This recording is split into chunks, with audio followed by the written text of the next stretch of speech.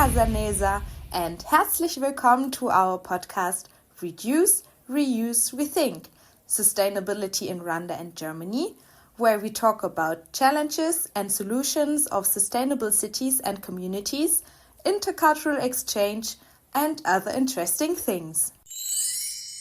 Welcome to the conclusion episode of our podcast series on sustainable urban development.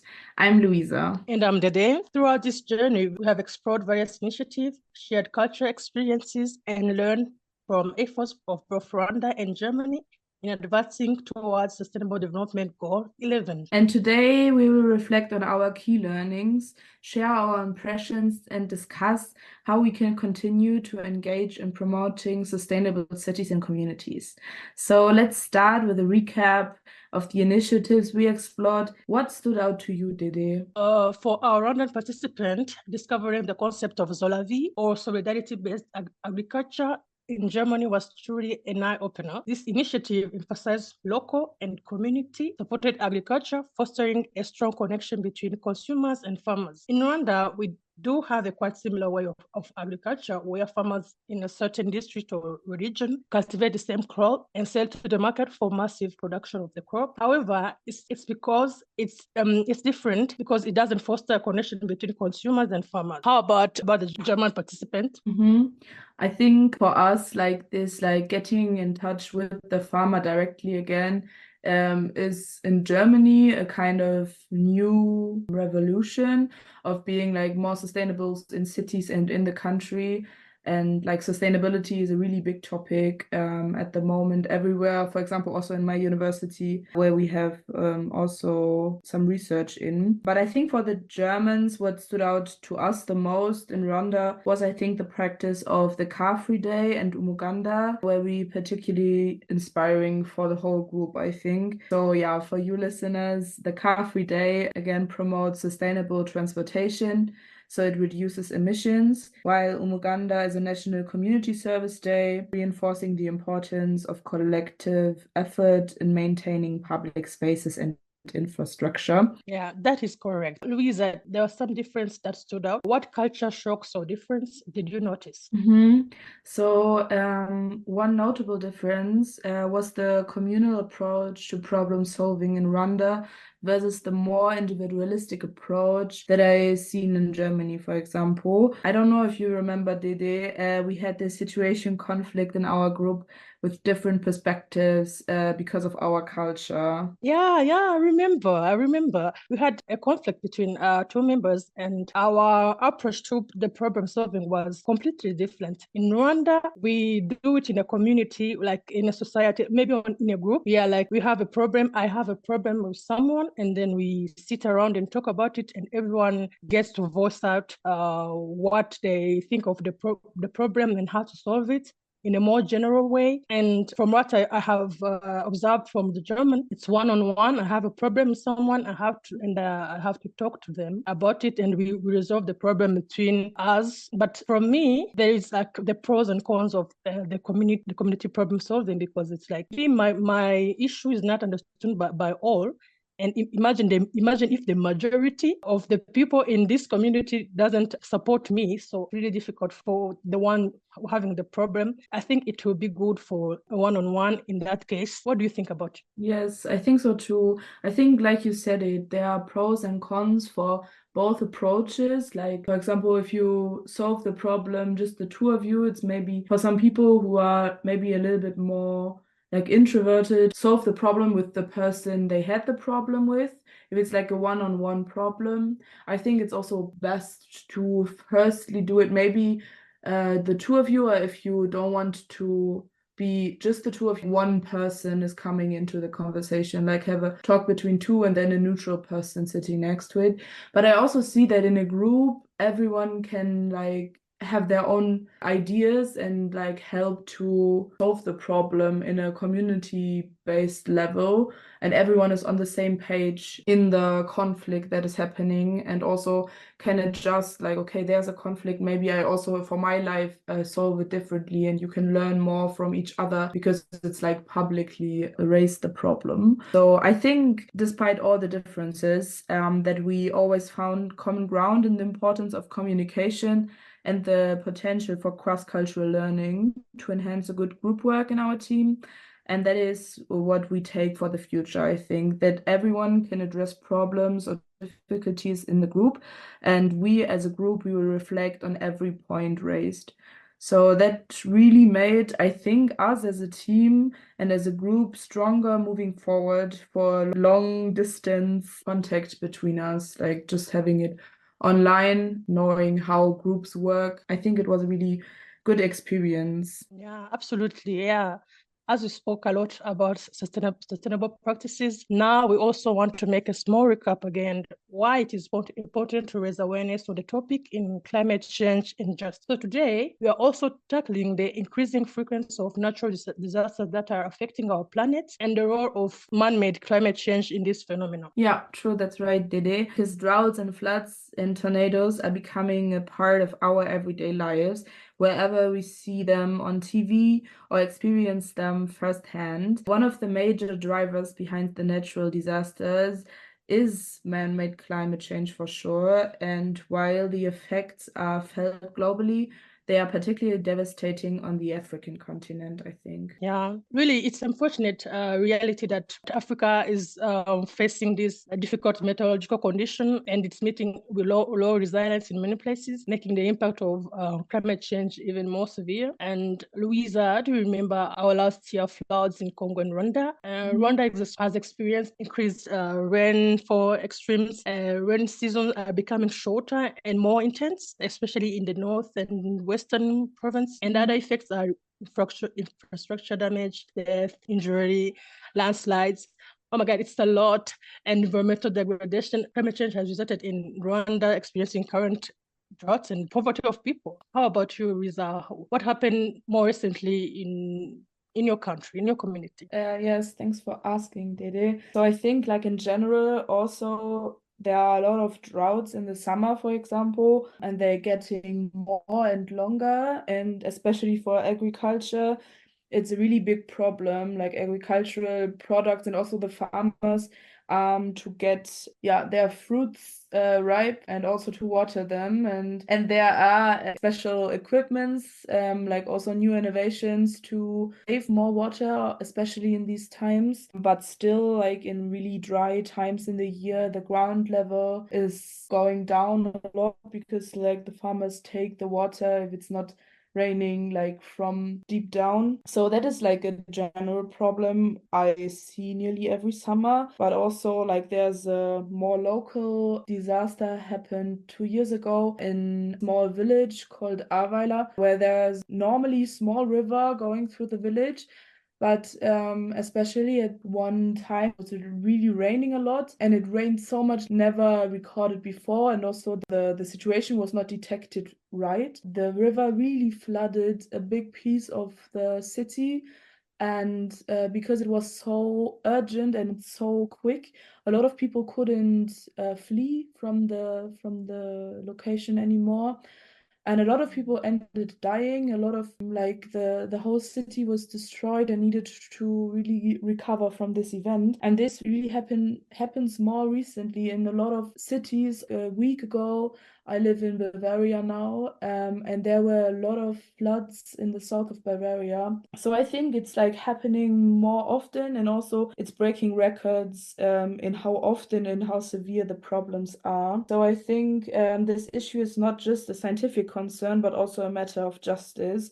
So today we will discuss why this situation is particularly unjust and who is harming the climate change the most, and what we measures needs to be taken to combat this injustice and climate change. Yeah. It states that the planet is heating up at an even faster pace. Weather records show that the world has become considerably warmer since the mid-centuries. Imagine extreme weathers, very hot and cold days, heat waves, droughts, heavy rains, flooding, and storms are becoming more common than even just a few decades ago. I think also you need to raise the 2015 Paris Climate Agreement. That was a major step forward, with nearly 200 countries agreeing to limit global warming to 1.5 degrees Celsius. And this goal requires a significant reduction in the release of climate-damaging gases like carbon dioxide, for example. But unfortunately, many industrialized countries have yet to meet their commitments that they did, both in terms of funding and updating climate plans, I think. Yeah.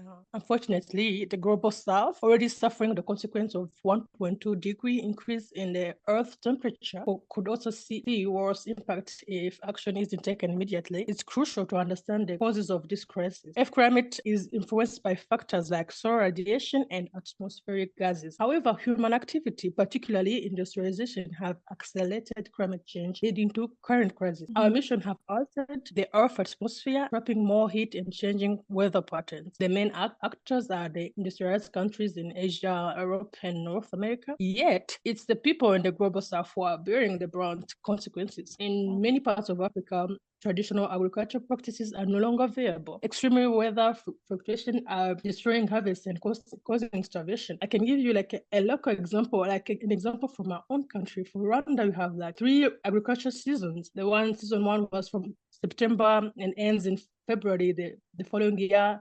The second season started in March and ended with June of the same year, and the third season started in July and ended in September of the same year. But due to climate change, the crops are being spoiled by intense rain and the heavy sun. Imagine when we were expecting the rain to fall, it falls like really intensely, but for a short period, like spoiling our seeds. And then when we expected like the sun, it came like a heavy sun and taking like more months than expected, making like the seed and crop dry in the fields before we even harvest. So this has greatly impacted food distribution in Rwanda to a point we start to import crops like potatoes, fruit, and even beans. In the previous years, Rwanda's harvest used to feed its citizens without much of import. Louisa.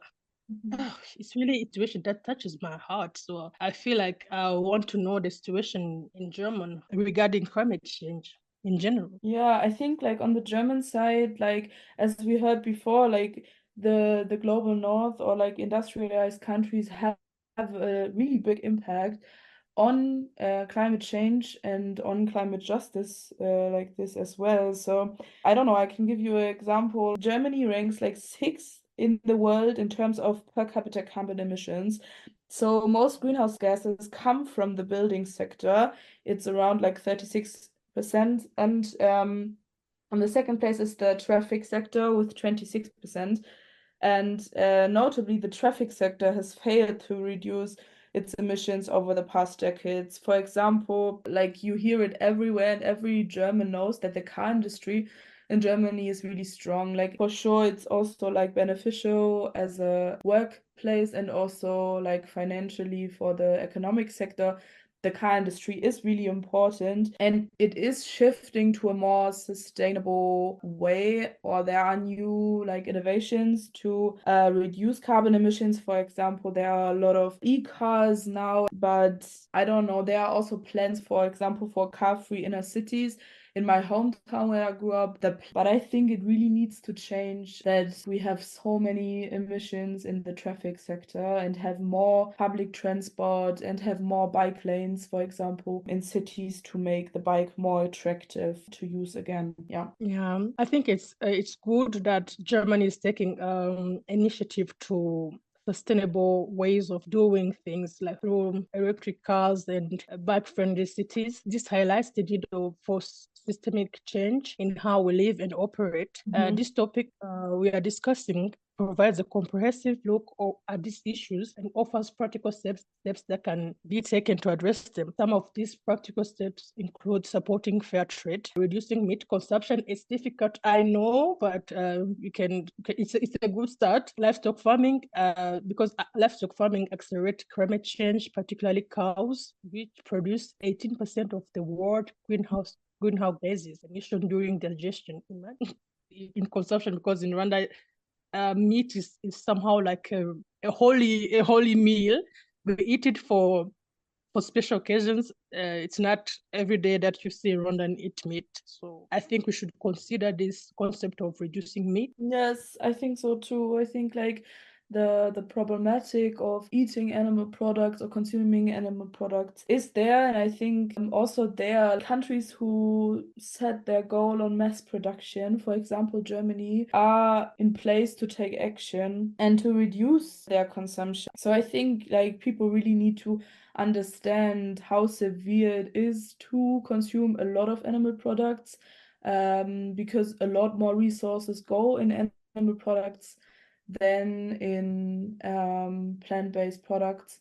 And I think that is really the future, to be a little bit more sensible for this topic and really like focus also in your daily life on your consumption and on your food consumption especially. And what for sure also important is to buy seasonal and regional and organically produced food, because there's a long supply routes and refrigeration are harmful to the environment. Organic farming preserves soil and avoids toxic pesticides, and in organic farming, farmers and consumers have a say in production, unlike in conventional food production dominated by the multinational corporations. And organic farming supports biodiversity and adapts to changing climate and economic conditions.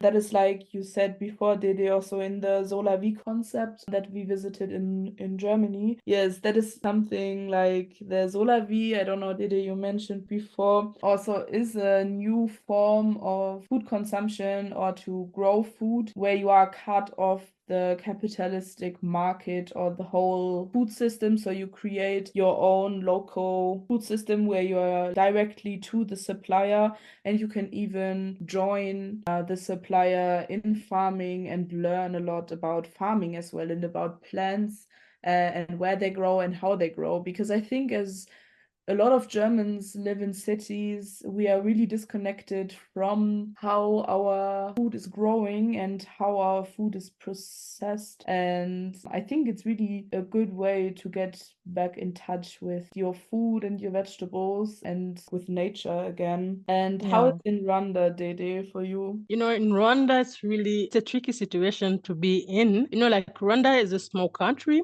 It has small land and the population is growing, and Rwanda need to feed its citizen. And through that, we need to use pesticides and fertilizers, industrial fertilizers, because the natural one we used to use manure from cow, and it's not working these days. It creates like quality goods, but it doesn't create massive crops. In order to increase the productivity of agriculture, we are forced to use those pesticides and fertilizers. But we keep in mind that it's not good, but it's a tricky situation. The citizen needs to eat, and importing is expensive compared to cultivating our own soil. Like in Rwanda, the price of, for example, like as I said above, potatoes is rising from this, because the villagers, like we use our fertilizers, the ones that we have, and then because they're like, okay, this is the system that we are used to, we continue to use that.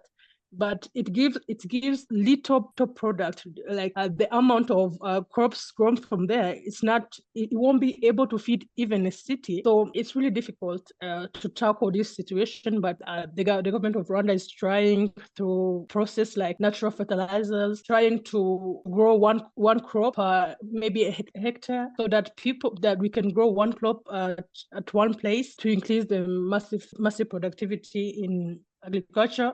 But it's a process. I think, yeah, it's really interesting what you mentioned there, and that there is a shift to more productivity in Rwanda. I think, for example, also another easy step to be more sustainable or to act more sustainable was from the Rwandan government, that they banned the plastic bags, for example, from the country. And I think also if Germany didn't ban it, we have like this paying for a plastic bag now. So you don't get so many plastic bags for free anymore. Like that is such an easy way to also in your daily life reduce plastic. Just like take an old plastic bag or take a cotton bag with you when you go shopping, and that works perfectly fine. Also, like when it comes to clothing, make more conscious choices. For example, look for labels indicating fair labor standards and environmentally friendly production, or support your local production. I think it's like this: choose quality over quantity, and high quality products are often more expensive, but in the end they tend to last longer. Also, an advice in Germany, for example, is really to explore flea markets or second-hand shops, which are all over the country, and you can really find also unique clothings that not everyone has, while saving natural resources. And also, thing that I realized in my university, there are a lot of like swap clothes parties where you can just bring some of your old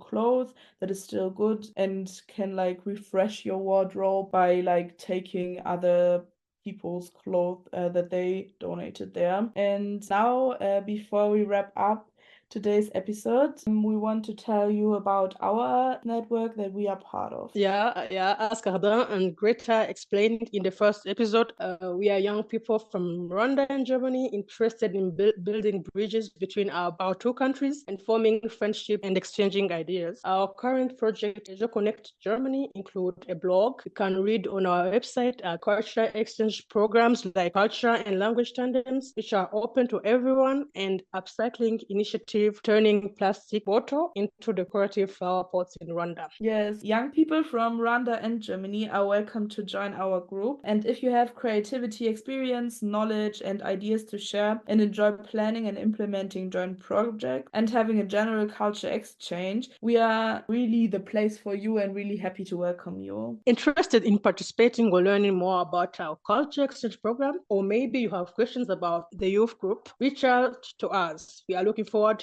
to 2024 when we will be organizing the online series Big Wechsel, focusing on colonial continuities in North-South relations in Germany. If you're excited to join us, contact us on Instagram at Ejo-connect Germany via email, which you find in the description of the podcast. We are always eager to welcome motivating young people. Yes, for sure.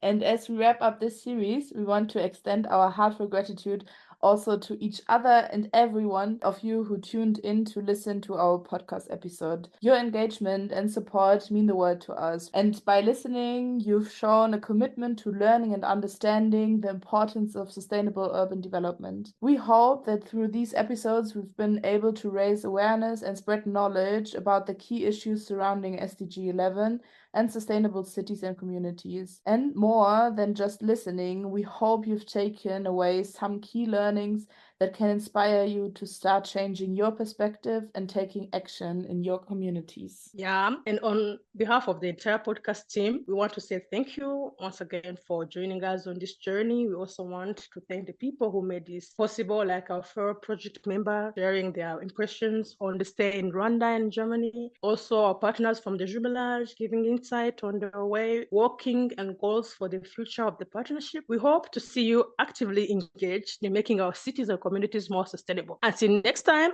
goodbye. Bye from all of us on the podcast team. But wait, did we not promise you a surprise in the first episode? Yes, we did, and here it comes.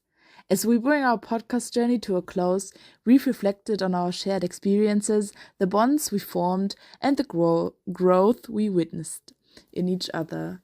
This song captures the spirit of our journey, a blend of cultures, the power of unity, and the inspiration to act for a better future.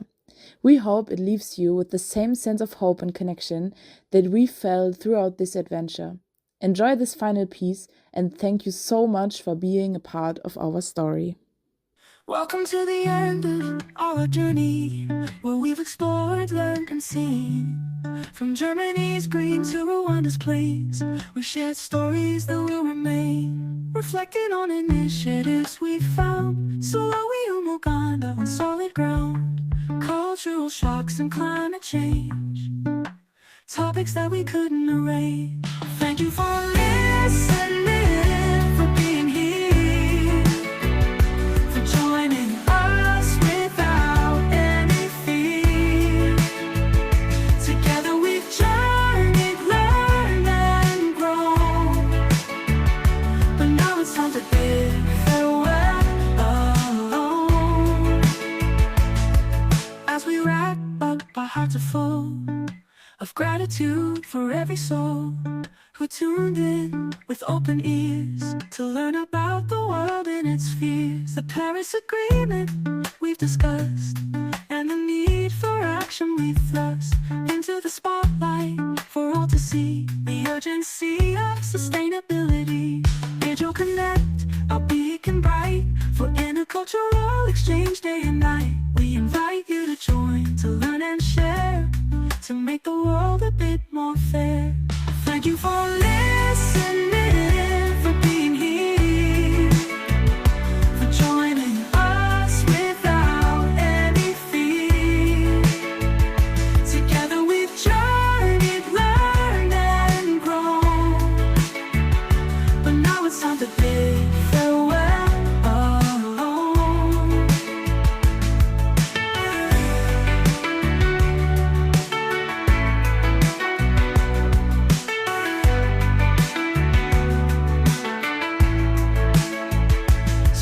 From us, the podcast team, we hope you've enjoyed this sustainable dream. Until we meet again in another space, let's continue our journey with love and grace. Thank you for listening, for being here, for joining us without any fear. Together we've journeyed, learned and grown, but now it's time to bid farewell.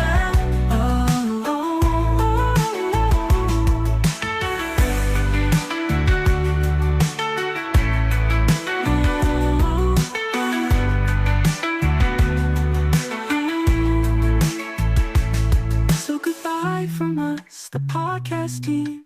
We hope you've enjoyed this sustainable dream. Until we meet again in another space, let's continue our journey with love and grace.